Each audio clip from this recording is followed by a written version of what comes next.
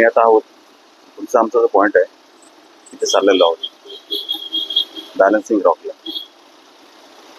तर balancing rock कसं असेल ते आपण आज जाऊन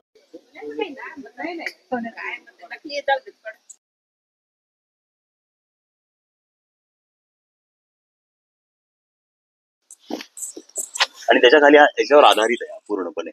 बघू शकता इथे खाली दाखवलंय तुम्हाला मगाशी.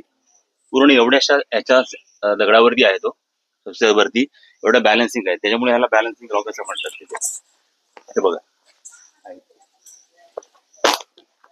पूर्ण त्याचा घेर एकच दगड आहे पूर्ण.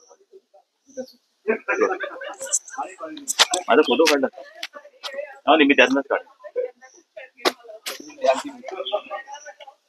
पण पाहूया कशावर बॅलन्स. इथे आहे हा बॅलन्सिंग रॉक का बघा, हे आपण पाहू शकतो इथे.